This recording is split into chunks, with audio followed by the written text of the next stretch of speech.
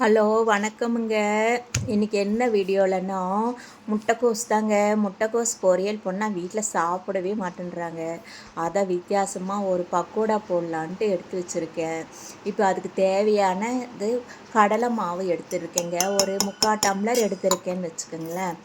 3/4 tumbler கடலை மாவு எடுத்திருக்கேன். ஒரு அரை டம்ளர் பார்த்திங்கன்னா உங்களுக்கு அரிசி மாவு எடுத்துக்கலாம். 1/4 டம்ளர் ஒரு 1½ ஸ்பூனுக்கு கார்ன்ஃப்ளவர் மாவு.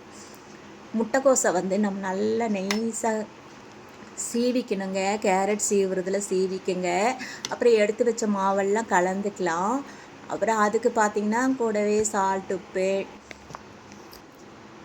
இஞ்சி பூண்டு பேஸ்ட் போட்டுக்கலாங்க. அப்புறம் கொஞ்சம் கலருக்கு மஞ்சத்தூள் போட்டுக்கலாம். காரத்தூள் கொஞ்சம் மிளகாத்தூள் போட்டுக்கலாம். இது எல்லாத்தையும் ஒன்றா போட்டு நல்லா மிக்ஸ் பண்ணிக்கலாங்க. காரத்தூள் போடுறதுக்கு பதில் நீங்கள் பச்சை மிளகாய் கூட கட் பண்ணி போட்டுக்கோங்க, உங்கள் இஷ்டம்தான். நான் மிளகாத்தூள் தான் போட்டிருக்கேன். கொஞ்சம் மல்லித்தூள், நல்லா மல்லித்தழையை நல்லா கட் பண்ணி சின்ன சின்னதாக போட்டுக்கலாங்க.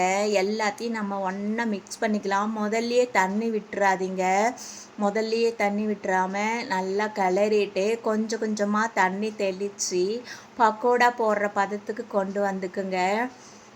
இது பார்த்திங்கன்னா நல்லா மொறு மொறுன்னு நல்லா இருக்குங்க. முட்டைக்கோஸ் பொரியல் சாப்பிடவே மாட்டுறாங்க. இந்த மாதிரி செஞ்சு கொடுத்தா குழந்தைங்க விரும்பி சாப்பிட்றாங்க.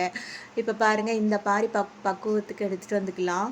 மல்லித்தழை, புதினா இருந்தால் கூட போட்டிங்கன்னா நல்லா கமகமன்னு வாசமாக இருக்கும். இப்போ எண்ணெய் காஞ்சிட்ருக்கு. இது பாமாயில் தாங்க, காஞ்சிட்ருக்குது. இப்போ நம்ம போட்டு எடுத்துக்கலாம். அப்படியே உதிரி உதிரியாக போட்டு எடுத்துக்கலாங்க. உருண்டை உருண்டையாக போடாமல் உதிரி உதிரியாக போட்டு எடுத்துக்கலாம். எண்ணெய் நல்லா காஞ்சோடனே கிள்ளி கிள்ளி போட்டு எடுத்தோம்னா சூப்பரான முட்டைக்கோஸ் பக்கோடா ரெடி ஆகிடுச்சுங்க. இது தாங்க உங்களுக்கு காளான், ரோட்டு கடை காளானில் இந்த மாதிரி தான் செஞ்சு அதுக்கப்புறம் தாங்க எல்லா கார்ன்ஃப்ளவர் மாவெல்லாம் போட்டு கலக்கி நமக்கு காளான் கிரேவி மாதிரி கொடுக்கறது.